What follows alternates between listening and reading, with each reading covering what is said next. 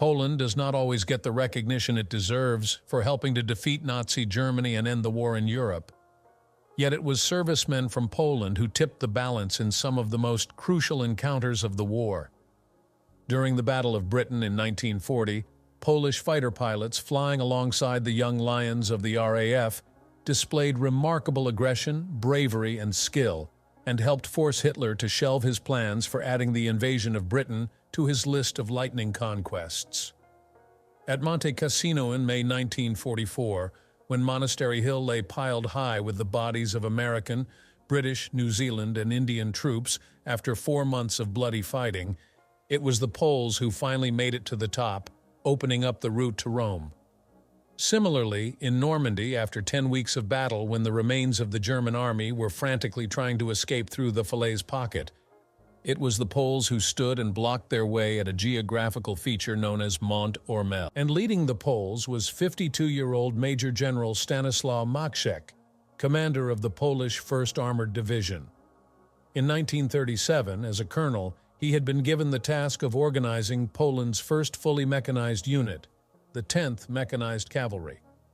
In September 1939, he was commanding this unit near Krakow in southern Poland when the Germans invaded, and he led his brigade in screening the retreat of Army Krakow, distinguishing itself in numerous actions.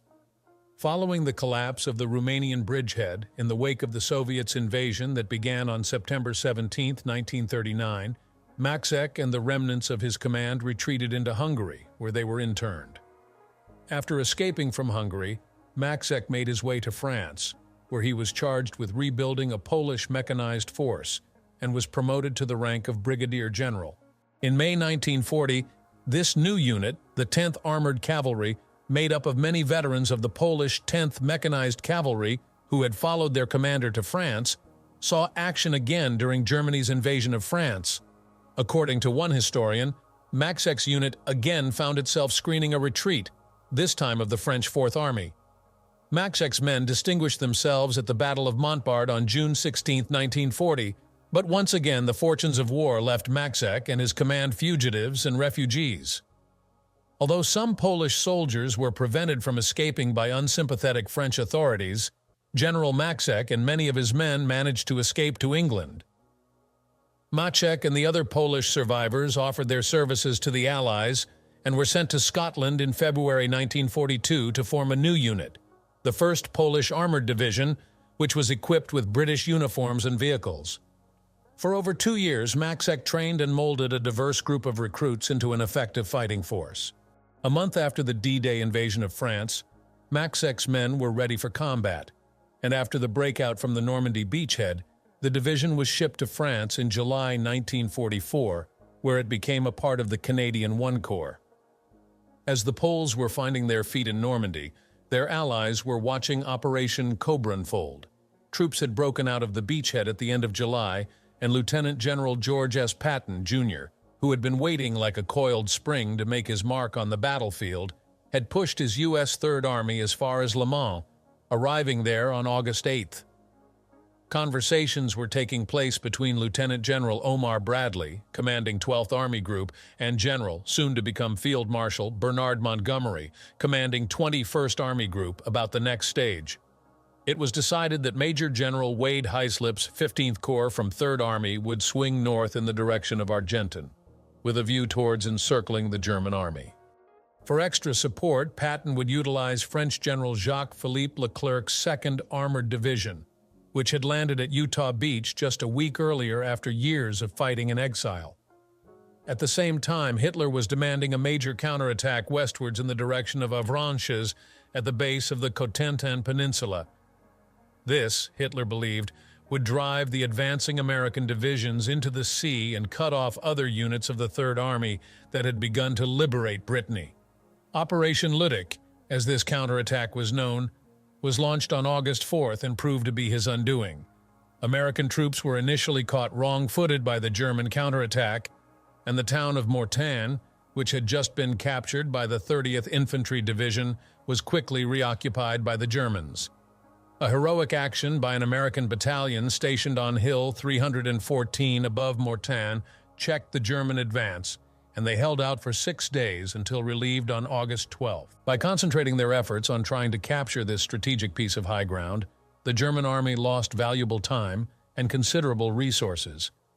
It was becoming clear to both Montgomery and Bradley, after their initial discussions on August 8th, that there was a real opportunity now to capitalize on this German weakness. Every day that the Germans spent trying to advance west, spreading themselves ever more thinly in the process, gave the Allies time to move eastwards, north, and south of the counterattack like pincers until they reached the point where they could join up behind them and surround the whole German army. Bradley famously announced at the time, "This is an opportunity that comes to a commander not more than once in a century. We're about to destroy an entire hostile army and go all the way from here to the German border." Despite Bradley's apparent adrenaline rush about the possibilities of encirclement, he did not feel confident that Heislip's 15th Corps had the strength to advance beyond the town of Argentan, and he ordered Patton not to take the final step and join up with the Canadians when they arrived at Falaise. There were heated exchanges between Bradley, Patton, and Montgomery, and their lack of agreement on a way forward has been fastened upon by historians ever since as a missed opportunity to complete the encirclement. The eventual result of this delay and indecision was that the action to close the pocket took place between the small towns of Troun and Chambois to the east of Falaise and Argentan, where it had originally been intended to happen. It also allowed 116th Panzer Division to strengthen a position in the southern part of the pocket that enabled more of their comrades to escape. While Bradley was contemplating maneuvers on the southern side of the German retreat, 21st Army Group was focusing on the other half of the encirclement plan from the north. Initially, 2 Canadian Corps under Lieutenant General Guy Granville-Simons mounted a series of attacks from the direction of Caen toward Falaise from August 7th, 11, starting with Operation Totalis. 2 key units in this plan were the armored divisions, the 4th Canadian under George Kitching and Maxek's 1st Polish. During his time in Britain, Maxek had built up a formidable fighting force containing many of his former officers. His division's 10th Armored Brigade was led by Colonel Tadeusz Majewski and included the 1st and 2nd Armored Regiments under Lieutenant Colonel Alexander Stefanovich and Lieutenant Colonel Stanislaw Kosciuszki, the 24th Lancer Armored Regiment led by Lieutenant Colonel Jan Kansky, and the 10th Dragoon Regiment, Motor, under Lieutenant Colonel Ladislaw Zgrelski. The 3rd Infantry Brigade came under the control of Colonel Marian Woronski and comprised Lieutenant Colonel Karol Komplak's Polish Highland Battalion and the 8th and 9th Infantry Battalions under Lieutenant Coles, Alexander Nowaczynski, and Zdzislaw Szydlowski.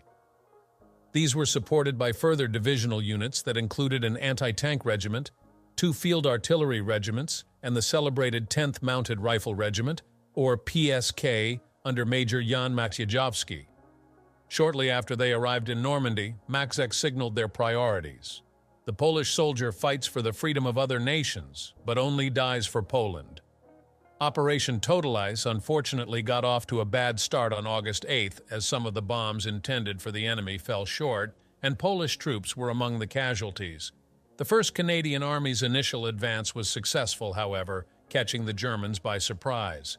But then a counterattack was launched by Kurt Meyer, the 116th Panzer Division commander.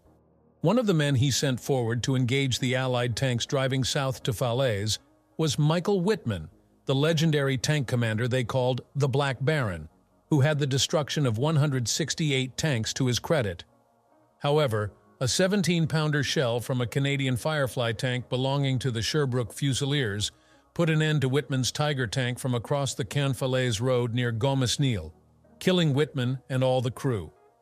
After 4 days, Totalis was terminated, despite the 1st Polish Armored having given a good account of themselves. The Poles especially showed their mettle on the night of August 10th by attempting to outflank German units installed on the high ground of Hill 195 overlooking their route and by breaking through the Waffen S lines. When Totalis was called off, the Poles had advanced 8 miles along the road to Falaise. At this point, Simons reviewed his plans, updating them to take account of the U.S., Third Army's progress on the south side of the German retreat, and Montgomery's directive to 1st Canadian Army, which would involve 2 Canadian Corps taking Falaise. This next phase, Operation Tractable, began on August 14th. On August 15th, the second day of Tractable, Simons ordered the Polish 1st Armored eastwards, giving it a separate role from the remainder of the Corps, a degree of independence that was relished by Maxek. The division divided into 2 groups, which headed for the small towns of Vendouvre and York to find a means of crossing the river dives. By the end of the following day, they had managed to shrug off resistance from 2 German divisions, and Maxek's engineers had established a bridgehead at York, the more southerly of the 2 towns. Having crossed into open country, he was able to drive southeastward and catch up with groups of retreating German troops and destroy them. The next day, 2 Polish battle groups were moved south of the York bridgehead. The first group reached a location close to Morteau-Colleybeuf, 4 miles south on the Dives. The second stopped near Baron-en-Auge, which was a little to the east.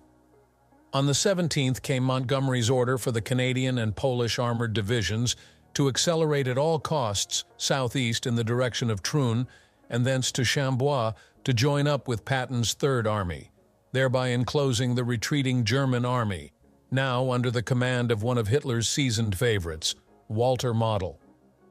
Unfortunately, during the night of the 17th/18th February, the Polish 1st Armored made one of its rare mistakes. Using a guide to get to Chambois in the dark, the tactical group Kosciuszki accidentally arrived in Champeaux, running directly into the 2nd SS Panzers. The Kosciuszki group was saved by a fierce attack by its own 8th Infantry Rifles, although the group did not completely disentangle itself until midday. By the morning of the 18th, it became clear that there were still a few small gaps between Trun and Chambois through which the German army could escape. The 10th Canadian Infantry Brigade had liberated Trun fairly early in the day, and to the south, elements of the 359th U.S. Infantry Regiment, 90th Division, held Chambois. Between these settlements, however, escape routes were being forged northeastwards, passing on either side of Mont-Ormel, a twin-peaked hill rising to 262 meters, the top of which provided an excellent strategic view of the Dives Valley, and which, in Allied hands, could target anyone trying to escape this way. Toward the end of the day, a group led by Major David Curry consisting of C Squadron, South Alberta's Canadian 29th Armored, and elements of infantry from the Argyll and Sutherland Highlanders of Canada tried and failed to capture St. Lambert, located in the middle of the gap between Trun and Chambois. Next morning, the 19th, their second attempt succeeded. It looked like the village of St. Lambert, with its little bridges across the Dives, was becoming the focus of the German retreat. Soon, A and B squadrons of the South Albertas were set up close by in positions that could further frustrate any attempts to cross the river. Fighting remained fierce for the next couple of days, and the best that the Albertas could do was to try and hold on to St. Lambert.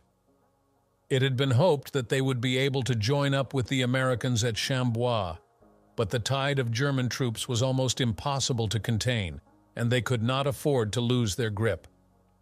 August 20th saw the Canadians fighting for their lives in St. Lambert, trying to hold back the 353rd Infantry Division and elements of 4 Panzer divisions. For his actions in keeping St. Lambert in Canadian hands, Major Curry was awarded the Victoria Cross. While the Canadians had been planning to attack St. Lambert, Maxek was preparing to move his men from the Trun area, still under instruction to head in the direction of Chambois. Once underway, he directed a third of his division to Chambois and led the remainder in the direction of Mont-Ormel, the twin-peaked hill to the east, which he nicknamed the Mace, or Magzuga in Polish, because of its resemblance in profile to a medieval weapon. On the map, there were 2 high points on the north and south of its western flank, both registering 262 meters. As a mountain infantryman in his earlier life, Maxek fully understood the positional advantage of the Magzuga. It was an ideal place where he could dig in and follow the German retreat as it unfolded along the low ground beneath. Unfortunately, his division, which was now only 2/3 of its original size, was cut off from the Allied Trun-Chambois axis, where every bullet and shell had to be used against the huge numbers of Germans moving eastwards. Those who successfully ran the gauntlet, and initially there were plenty of them, would be heading straight towards Mont-Ormel, To defend this feature, Maxek had the 1st and 2nd Polish Armored Regiments, the 8th and 9th Polish Infantry Battalions, and the Polish Highland Battalion, plus anti-tank and anti-aircraft support. However, they were out on a limb and running short of supplies and ammunition. Their precarious location also now meant that the chances of resupply were minimal.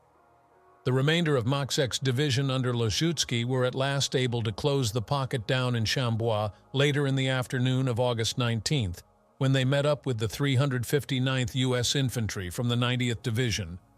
Their battle group consisted of troops from the 24th Armored Regiment, infantry from the 10th Dragoon Regiment, the 10th Mounted Rifle Regiment, plus an anti-tank group. Every German soldier that they could hold back was one less to cause problems for their comrades on Montormel. Maxek used his previous experience fighting in the mountains to choose the most effective positions for his troops and tanks to inflict the maximum damage on the enemy, if and when it broke through the pocket. Now that he had been able to take a close look at the Magzuga, his plan was to deploy troops along the north-south ridge that overlooked the Dives Valley and also block the key exit roads, now the D16 and D242. The two high spots, Hill 262 North and Hill 262 South, would provide maximum strategic advantage. Early in the day, Maxek headed southward with the 1st Polish Armored Regiment and 2 infantry companies of his Highland Battalion, initially bypassing the most northerly of the 2 hills to get to 262 South, which overlooked a route out of the pocket that ran eastwards. When he got about halfway between the twin peaks, he encountered a slow-moving convoy including Panther tanks and other armor that had escaped the pocket and was heading towards Vimoutier. They were a sitting target, and the Shermans of the 1st Armored Regiment wasted no time in tearing them apart. Such was the damage, congestion, and smoke that the Poles could proceed no further, so they headed back northwards, taking some of the German wounded with them to the Boyhos Manor House First Aid Station near Hill 262 North. Their lack of a presence on the southerly peak would, however, prove costly, as other groups managed to find an escape route out of Chambois.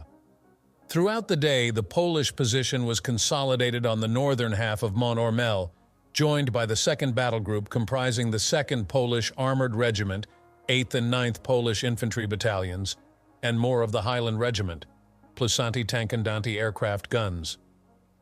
With a diverse area to manage, and with a justifiable confidence in his officers, Maxek felt he could apply a decentralized approach, with each unit taking charge of its own area. Both sides were now poised for an explosive confrontation that would occupy them for most of the next day, August 20th. Taking advantage of the darkness, small Allied groups tried during the night to get across the dives at the bridge in St. Lambert, and others made attempts to reach Polish positions on Hill 262, but they were quickly cut down.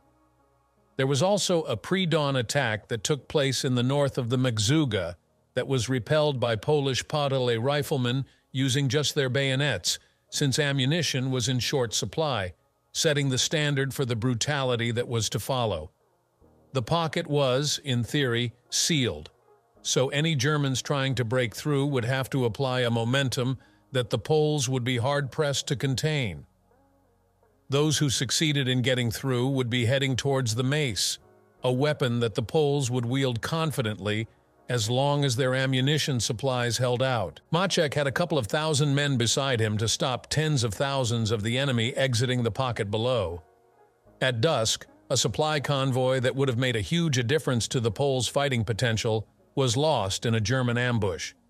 When news arrived of the resistance uprising in Paris on the 19th, de Gaulle and Leclerc were immediately concerned that it could be crushed the same way as the resistance in Warsaw, something that Maxek would understand.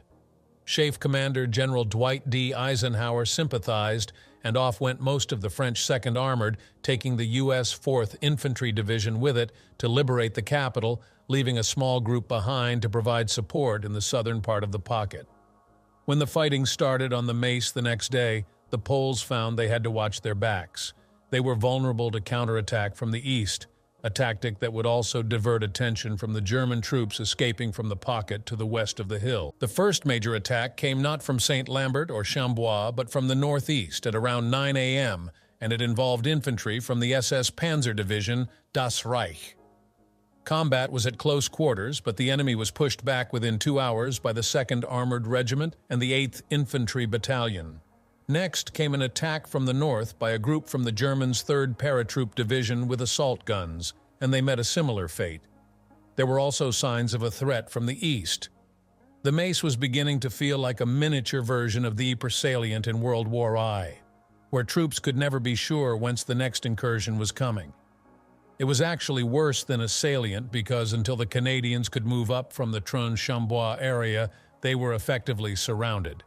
When they were not spending time defending their positions on the hill, their elevation provided the Poles some excellent opportunities for strategic attacks. Between St. Lambert and Chambois is the village of Moissy, where the dives could be crossed via a ford.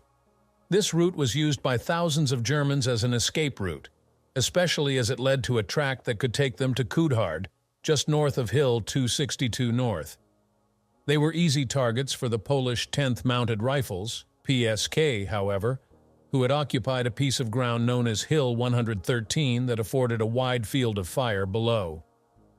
History has christened the Germans' attempted exit routes Couloir du Mort, the Corridor of Death. In addition to looking after a growing number of their own casualties, the Poles on their Madzuga found themselves having to supervise more and more prisoners, which amounted to around 800 by the afternoon. An open area, or polana, was allocated for this purpose, but its openness made it vulnerable, and more casualties resulted. The counterattacks then started to grow in intensity, and at 2 p.m., the 8th Battalion was hit from the northeast by a group of infantry supported by panzers, but the attackers were repelled and more prisoners were taken. The worst assault began from the east at 3 p.m., also involving infantry and panzers, and within a couple of hours it had developed into a ferocious close-quarter battle for the 2nd Armored Regiment. The intensity was so great that one first-hand account describes every machine gun in the regiment firing at the same time. In some instances, the hull machine guns of Polish Shermans and their main turret guns were both firing simultaneously, but in opposite directions as the enemy was appearing from all angles. 3 panzers penetrated as far as the Polana, causing panic among the prisoners and resulting in a face-off with Polish Shermans at point-blank range. The attack was eventually beaten off by 7 p.m. The day's events represented a remarkable achievement for the Poles, as the troops they were taking on were the remnants of Germany's strongest divisions, such as Das Reich and the deadly paratroops. However, in their subsequent analysis, the Polish 1st Armored was quick to acknowledge the importance of the artillery support provided by their brothers-in-arms in the Canadian Army. Polish forward observation officers had been registering enemy positions with the Canadians and calling down fire missions throughout the day, which had resulted in the expenditure of around 7,000 shells. This had undoubtedly helped them to hold on to their positions. It also enabled them to continue the operation when their own ammunition stores were approaching exhaustion. In the early evening, a 20-minute truce was agreed upon to allow the Germans to evacuate a large number of Red Cross vehicles, but immediately afterwards the fighting resumed at the same level of ferocity. The night of August 20th was a quiet one, the result of exhaustion on both sides. There was, inevitably, among the Poles a feeling that they had been stretched to their limits and beyond. The hoped-for supplies and support from the Canadian Armored had not arrived, and indeed the slowness of their commander, Kitching, in responding, resulted in Simons relieving him of his command. The absence of more infantry support in critical spots also meant that some groups of Germans were still getting through, and only the Poles stood in their way. Lieutenant Colonel Alexander Stefanovich, a wounded battle group commander on the Mace, called his officers together in the evening and told them, "Gentlemen, everything is lost. I do not believe the Canadians will come to help us. We have only 110 men left, with 50 rounds per gun and 5 rounds per tank. Fight to the end. To surrender to the SS is senseless. You know it well. Gentlemen, good luck. Tonight we will die for Poland and civilization. We will fight to the last platoon, to the last tank, to the last man." At 7 a.m. on the 21st, it all began again with an attack by German infantry, and tanks on a vulnerable area in the north, close to Boyhos, where the local manor house served as an aid station. A number of casualties were sustained among those in no position to fight back, including the padre who was killed in the attack. The panzers were eliminated, but the shelling continued. During the morning, a number of C-47 Dakotas attempted to drop ammunition supplies for Polish troops, but most missed their mark and the crates fell among the Canadians. Then, at 11 a.m., soldiers of 12th SS Panzer Division made an assault up the steep slope near the church at Coudard, only to be cut down by the guns of the anti-aircraft unit. Finally, an hour later, the Canadian 4th Armored Brigade appeared just below Boyos in the north and found German troops barring the way. Polish riflemen took charge of the situation once again by charging with fixed bayonets, allowing the Canadian tanks to finally break through and relieve the Polish 1st Armored Division after their 3 days of hell. The statistics speak for themselves.